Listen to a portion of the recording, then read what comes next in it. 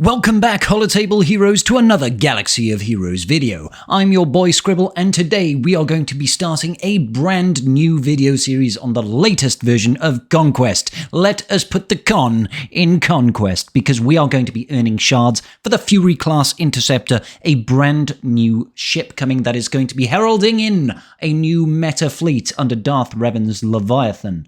Make sure you are prepared for it. Let Scribble hold your hand and take you through everything that you need to do. Sector 1 Feats. Let's do this.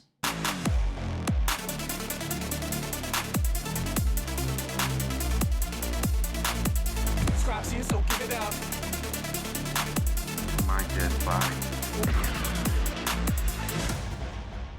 Sector 1 feats are very, very easy and straightforward. I'm very happy to tell you I was able to go through the entirety of Sector 1 and not have to stress too much about getting the designated feats or the boss feats. So suffice it to say, I have got the guides for you. Let us take a quick look at the feats that we have here. We need to attempt to inflict evasion 40 times. We need to defeat 50 enemies with Jedi units. We need to gain secret intel 80 times, and we need to attempt to inflict blind 60 times. So first thing I'd say, taking a look at these feats, clumsy and blinding assault, you only have to attempt to inflict these debuffs. You do not actually need to land them. So whenever you do attacks that incur these effects, it doesn't matter if it passes the opponent's tenacity, you just need to attempt to do it. So that makes it a lot easier. And fortunately, these feats are actually very cheesable and very farmable just through the natural progression of your feats for this. However, before we really start going down and going into the teams that we're going to be running, I want you to keep an eye out for a few key teams. So as you're going through, you always want to look for teams that have got specific comps to them to make your progress that much easier. Anything that has got kill any number of units with a particular character, for example, you really want to make sure that you have got certain teams such as Imperial Troopers, let's say. So this all Jedi, this is not win battles with them, this is defeat 50 enemies. Now you can come back right at the end of Conquest and you can just farm the bonus node at the end of this. This will give you additional data discs. It will also game is glitching out a little bit there, apologies. This will give you additional data discs, but it'll also give you data cache currency. So there's no real rush for you to think, well, we must absolutely get these kills as we progress. I just like to do it as a natural part as I'm going through the sector. So with that in mind, when you're looking through here, I want you guys to keep an eye out for certain teams, okay? Teams like the Phoenix Squadron here. When we're looking at getting blinds, when we're looking at getting those evasions down, because of the way their kits work, the way that they recover their health based on debuffs that are incurred to them, these guys are very useful for when you're trying to inflict debuffs because they've got a lot of longevity, they will survive, and you'll be able to kill them when you choose to. But it gives you the opportunity to farm things like blind, farm things like evasion down, without having to worry about killing them too quickly. Again, if you're looking for things like kills, you want to keep an eye out for teams such as Imperial Troopers, which I'm sure I've got somewhere over here. Imperial Troopers, they are a fantastic team if you are looking to farm kills. Because of their endless ranks modifier, they'll essentially revive 3 times, and that is not prevented by anything that stops revives. You know, gas lead doesn't stop it, weapons tech from what doesn't stop it. I haven't tested if Disintegrate or Annihilate stops it, but I'm pretty sure they don't, so they're always going to come back. So if you do go against Imperial Troopers and you need to get 50 kills with Jedi, you can come out of this battle with 8 kills. It's really, really useful, but they're not the only ones that you can do that on. Let's have a look over here. Keep an eye out for anything like Geonosians. They've got an additional unit at the start thanks to the GBA. GBA can also resummon that brute, so you can sort of slowly farm up the kills. Not the only ones. You've got Mon Mothma, for example, additional summonable unit, additional revives. Very easy to farm some kills on that feat there. And we're having some additional game slowdown again. I apologize, ladies and gentlemen. Come on. Sorry about that, ladies and gentlemen. We did have a few technical issues there, some snafus in the system. As I was saying, look for teams that have got lots of sources of revives or they have additional units on the board. So Night Sisters, for example, can also revive under Daka. They can also revive under the basic if they kill one of your units, stuff like that, under the Mother Talzin lead, although it is a little bit dangerous to try and farm those kills like that, so I wouldn't necessarily recommend deliberately going after Night Sisters. You can also look out for, well, we've already gone through teams such as the Geonosians. You know, Phoenix has got backup plan from Hera, but it's not really a reliable way of farming kills. I believe Empire lead units do actually summon an additional unit as well, although there's no extra revives there. You know, it's just things to consider when we're looking at trying to farm these kills. Keep an eye out for these teams and just make sure that when you can, you're going along the hard path to get your additional data discs, okay? I've already gone through a video discussing the data discs I think you should be looking out for in this particular set of Conquest. Go and check out that video over there, right over there in the corner. Go check that out if you haven't already done it. But I will give just one public service announcement. It does look like CG has messed up the data discs in this Conquest, because we do have a brand new set of data discs available to us, but not only that, we also have the old set of data discs as well. So it means we've got a really large pool of data discs available to us this time, which is a bit of a double-edged sword. Yes, we can still get Zealous Ambition, which is a very powerful data disc setup to use, but it also means the likelihood of you getting the data disc that you want, or data discs that match with the rest of your sets, is pretty slim. So word of caution there. Okay. Let's start breaking down the actual sector feats before we move on to the sector bosses. I'm going to talk about, in conjunction right now, the feats that we can sort of pair together. How can we best get most of these feats done in as few battles as possible? Let's look at doing stuff like Clumsy and Jedi kills together in one team. So for the purposes of this video, I don't want to waste additional energy going through and using battles themselves, so I'm going to be using the bonus battle at the end of the sector. But keep in mind that if you use this team against things such as the Imperial Trooper teams that I think it was over here somewhere, where was it?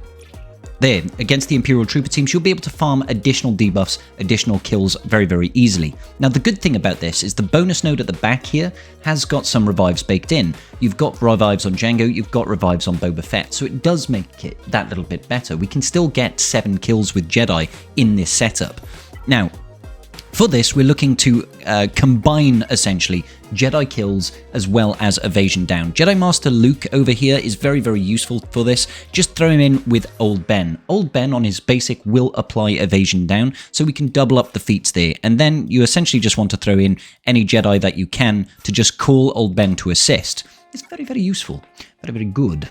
Yes. And this will give us some rewards at the end. So this actually feeds into the fact that you can just try and clear through the sector very quickly, not worrying about trying to get the sector feats done, and then return back to them at the end of Conquest when you are done going through all the sectors with better data discs, and you'll be able to farm these that little bit quicker. So what you do here, in essence, is all you're doing is you're just looking to call Old Ben to assist. On that basic, you can see that evasion down has now been applied, and you just want to do that as frequently as possible. That is the long and short of it. You don't have to worry. On Old Ben's turn, just use a basic. Evasion down gets applied. It doesn't even matter if it lands, guys. Said it before, all you have to do is actually get that hit. It doesn't need to pass the tenacity check, just get it down there, get it done, and everybody will be a happy chappy, okay? And over here, like I said, we can farm the additional kills from Jango Fett, for example. It's actually better under the JML lead if you try not to use the coin as often as possible, because the coin obviously does significantly more damage. What we're really looking to do is drag this battle out a bit. Now, I am using some stronger data discs right now with Amplify Agony, and that does make it a little bit harder to try and keep the enemies alive long enough, because we're dealing a significant amount of damage every time we land a debuff, but it still works out rather well, I feel. I mean, every single time you're calling in Ben here, you're giving yourself that opportunity. I'm just cycling through the damage across all the characters here, so I'm not actually killing anybody too quickly. Bosk has obviously got his leadership. He died there of a debuff, died of sadness, so that's not going to count as a kill. But I'm really doing this to show how you can take advantage of this situation and just call in Old Ben whenever you have the opportunity, spread that damage around. So we'll go over to Bosk here and we'll just call in Old Ben. And then, well, we could just call him in again. We'll get the extra kill there. I've already done the feat, so I don't need to worry too much about farming that out. But it is a word of caution to think about. When you're trying to get these debuffs, think about the data discs that you currently have equipped. If it is going to kill the enemy too quickly, it could be a problem for you. Okay, super. We've gained ourselves 50,000. That is one good Jedi team that you can use that will also get you the Evasion down feat.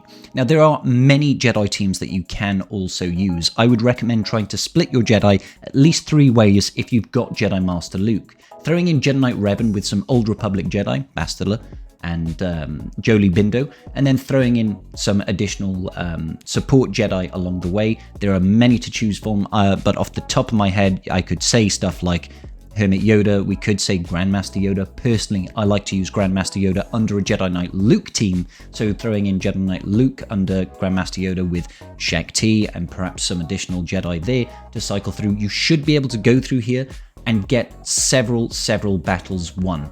Ultimately, with 50 kills, at most you should need 10 battles to get it done. So split that between 3 teams. You need to do 3, 3, and 4, I believe, quick maths, in order to get those feats done. Very easy, very straightforward. But we do have more. Right now, we need to gain secret intel 80 times and inflict blind 60 times. We can actually combine 3 of these feats. We can do clumsy, clever droid, and blinding assault all under one team. And it's very, very easy. What I like to do is I like to take in the following team with JTR. Now, JTR has great synergy with droids. Okay, really fantastic synergy with droids. And we can throw in BB-8 there, who's the only character at the moment to my... That's not Resistance. Who's the only character to my knowledge that currently passes secret intel. We could throw BB-8 with C-3PO here, and we can take in... where is he? We've got our boy R2-D2 up here. And the last one we're going to throw in is Chupio. The reason I take in Chupio is A, he's a droid. B, his first special inflicts an AoE blind, which is obviously very useful for us. And his basic actually inflicts Evasion down, and he assists whenever... Is it Rebel Allies? I can't remember. Anyway, he assists a lot as well. So there is that to consider. C-3PO and R2-D2 are both rebels as well, so he will assist them. So this is a good way of doubling up on getting... secret intel out there. You've got lots of speed. You'll be able to chain a lot of abilities, and particularly with a boss cleat, I guess, if you don't use JTR's first special and never put that heal immunity, they might actually stay alive quite long. So, let's just go ahead and keep the focus on BB-8 over here. You can see Chupio assists whenever a rebel uses a ability. Let's actually just put that over here. I like to try and focus all of that on C-3PO, on Chupio rather, so that we can actually get him to triple stacks of translation. Triple stacks of translation will then convert into decreasing his cooldown, so we'll be able to get more blinds out.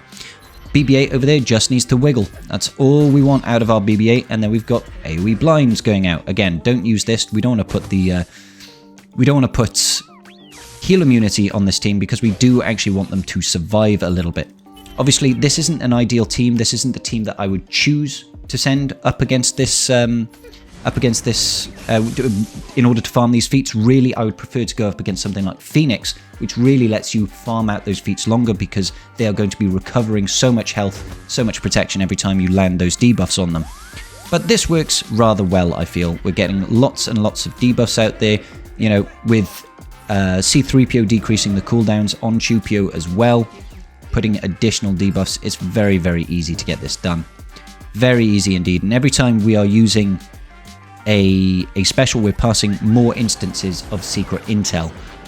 So we're able to get lots and lots of secret intel across the board, lots and lots of blinds thanks to all of the cooldown increasing that we are doing. And it's just so easy. You should be able to get a bunch of these feats done, the Jedi feats and all the debuff feats with Clumsy, with Secret Intel. Ooh, check that out. We got ourselves an extra data disk. You should be able to get these feats done really, really quickly, just through natural progression. And you should also, in Sector 1, not encounter enemies that are going to be too difficult for you to actually kill, so you don't rely on high-level data disks. Now, as I said, when you're looking to do these debuff abilities, you want to try and take it up against something like Phoenix, okay?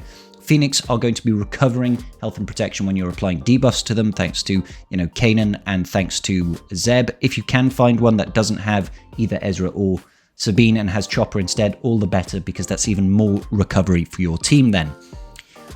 So that actually deals with a lot of our feats there. All we really need to think about now is how do we get the feats done for the mini-boss and the sector boss. Let's go ahead and check out the mini-boss first and foremost. What feats are required here? We need to win with Hermit Yoda surviving. I'm not going to go through that one because it is very, very easy to get done. Just go in with one of your standard Jedi teams, even with JML, Jedi Knight Revan, or Jedi Knight Luke. Any of those will work wonders.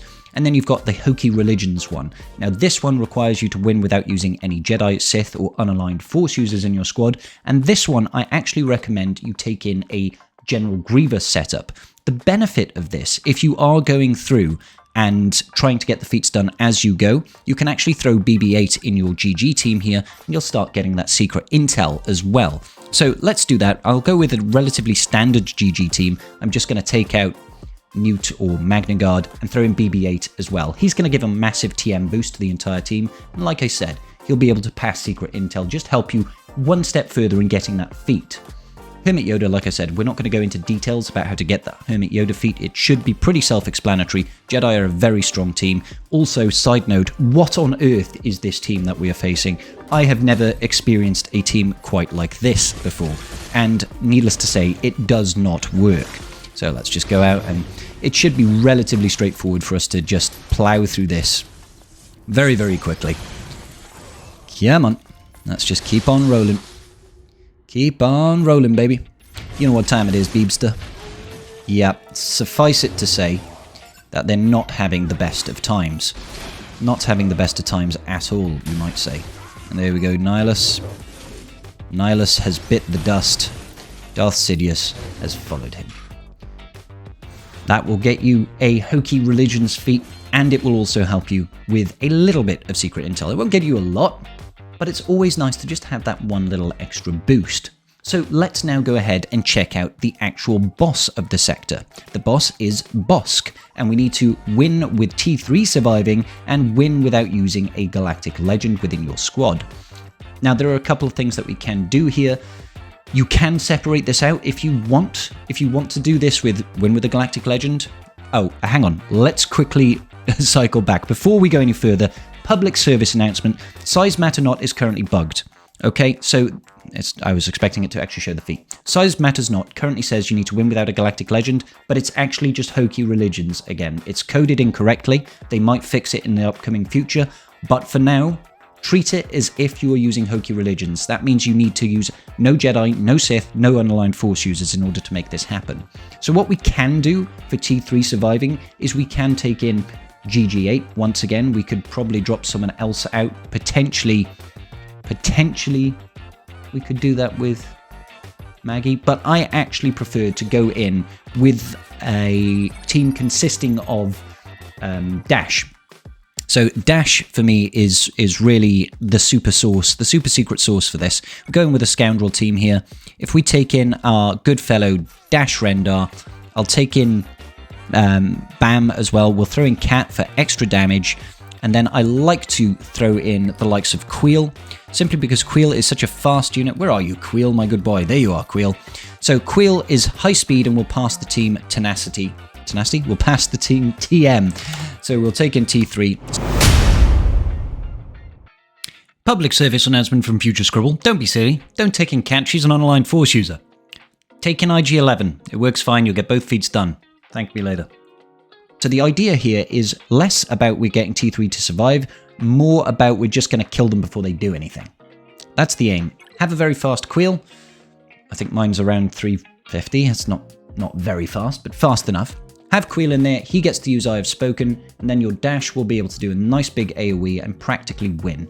If you're using a setup like I'm using, and we're focusing on stuff like Amplify Agonies and debuffs on the enemy team, it will do a lot of damage to these people. So we go in, we do I Have Spoken, we do a nice big AoE, brap, brap, brap, multiple hits will get through all of those stacks of true defense very, very quickly. Now we're going to pass back round to Dash, I guess. Just do a basic, and everybody's just melting right now. Everybody's melting at the moment. And get you. We've got 20 stacks of Whistling Birds on Mando already. Let's just look to kill somebody, I guess. Okay, over here. Now, case in point. If you kill an enemy with Whistling Birds under BAM, they will not be revived. So even though there is Bounty Hunter's Resolve on both of these, you can just whistle your birds away. Oh, hang on, I did a mistake. Don't take in Cat. Don't take in Cat. She's an unaligned Force user. So don't be like Scribble, don't be silly. Just take in that team, you could probably take in IG-11 instead of Cat, okay? And then you'd still have that synergy with Scoundrels, you'll still have even more AoEs to get the additional triggers going, and you'll go through that particular fight very, very quickly, very, very easily. So yes, don't be like Scribble, don't be a fool. I was saying, guys, these sector feats are incredibly easy to get through. Incredibly easy to get through. Taking a look at the data discs that I picked up here, Ruthless Swiftness, I took 1 green Caustic Emissions, I took a Volatile Accelerator, I took another Ruthless Swiftness, and the end sector feat gave me a Blue Entrenched, which is also quite useful. So I've got some decent data discs, but they really didn't matter for this one. I've got some extra data discs now, after I'd gone through all this, which gives me Amplify Agony, which makes me increase my damage output. Very, very helpful. Okay, I think that's going to about do it for this particular episode, guys. Let me know in the comments section down below, what teams do you use to get your feats done? What teams do you find useful for this? Stay tuned, because we are going to be going through the additional sectors as I get them done. I've already gone through and started Sector 3, so Sector 2 video will be coming out very, very shortly. Peace out, may the Force be with you, like the video, subscribe to your boy Scribe, and I will see you all in the very next video.